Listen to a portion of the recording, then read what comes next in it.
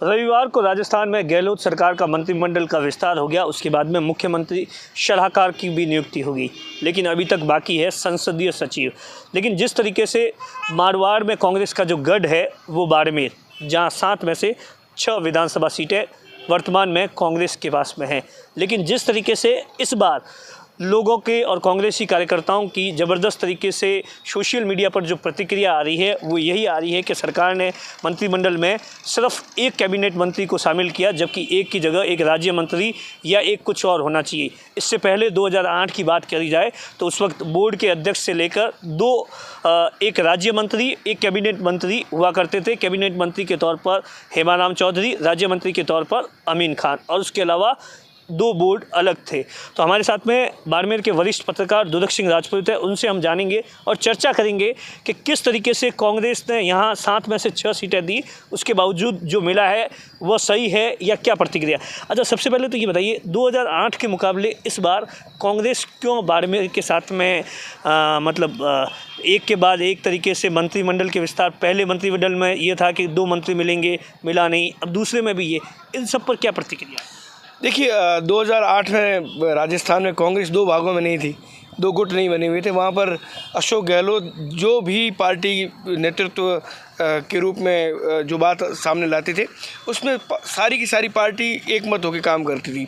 इस बार बाड़मेर की अगर बात करेंगे तो बाड़मेर में 2 गुट बन गए हैं, एक अशोक गहलोत के साथ, एक सचिन पायलट के साथ।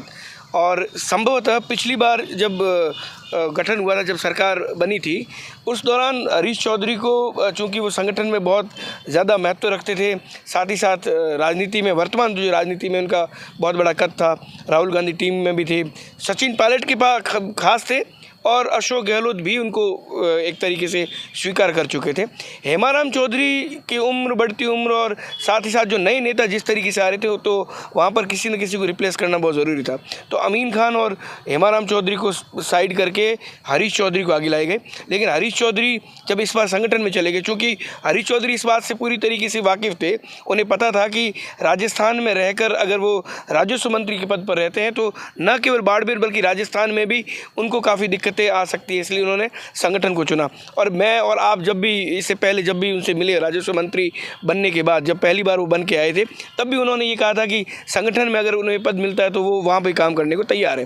तो उन्होंने एक बहुत अच्छा रास्ता निकाला। उन्होंने कहा कि उन्होंने सोचा, उन्होंने एक राजनीतिक एक तरीके से ट्रिक कह सकते हैं, उन्होंने संगठन में जाना पसंद किया। अपने साथ साथ रघु शर्मा और डोटासरा को भी एक पद, एक व्यक्ति के सिद्धांत पर लाकर छोड़ दिया। चाहते तो नहीं थे, लेकिन उनके लिए भी ये सजा, हाँ, मजबूरी हो गई, क्योंकि हरीश चौधरी एक संगठन में पहले भी बड़े पद पे रहे। उन्होंने जब इस चीज़ को कह दिया कि मैं ये पद छोड़ना चाहता हूँ क्योंकि संगठन में मैं काम करूँगा, तो एक पद और एक व्यक्ति का सिद्धांत था। डोटासरा जी और रघु शर्मा जी, इनको न चाहते हुए भी अडॉप्ट करना पड़ा, उनको स्वीकार करना पड़ा। और अब इसका नुकसान जो है वो कहीं ना कहीं बाड़मेर की राजनीति में कांग्रेस को होगा इसलिए कि यहाँ पर 6 विधायक हैं। 6 विधायक में हर बार जो रेशियो रहता है उसमें ये रहता है कि कहीं ना कहीं 1, 2, 3, 4 लाल बत्ती जो है वो बाड़मेर या मारवाड़ के हिस्से में आती थी।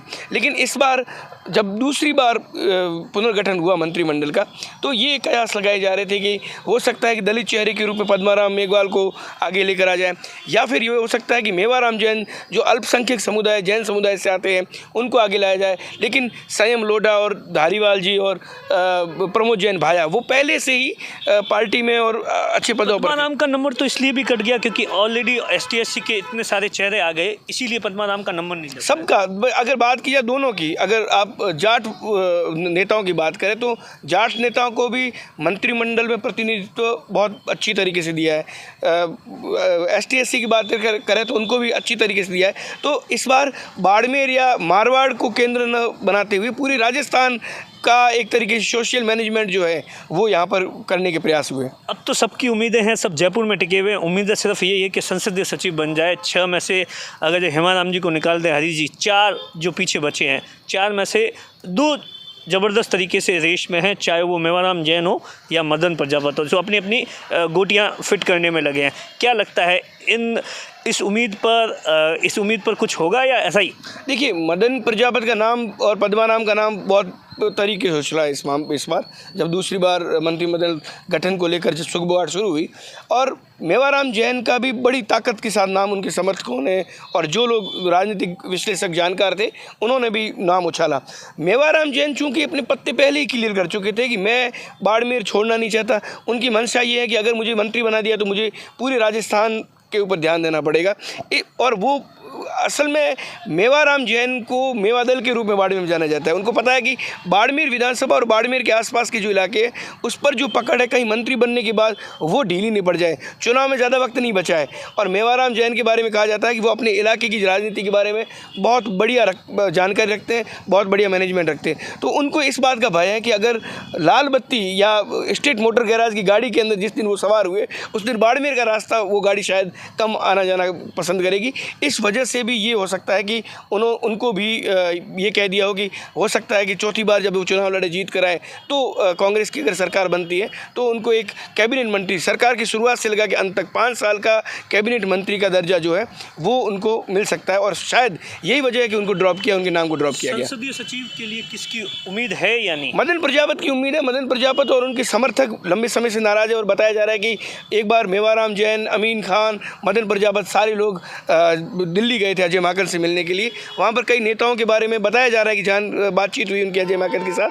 तब कमलेश प्रजापति एनकाउंटर भी हो रखा था, उसमें एक नेता के नाम भी बार बार आ रहे थे। तो एक वर्ग विशेष या फिर एक जाति विशेष या फिर एक वोट बैंक को यहाँ पर कहीं ना कहीं साधने के लिए संभवतः ये हो सकता है कि मदन प्रजापत को संसदीय सचिव का दर्जा दिया जाए।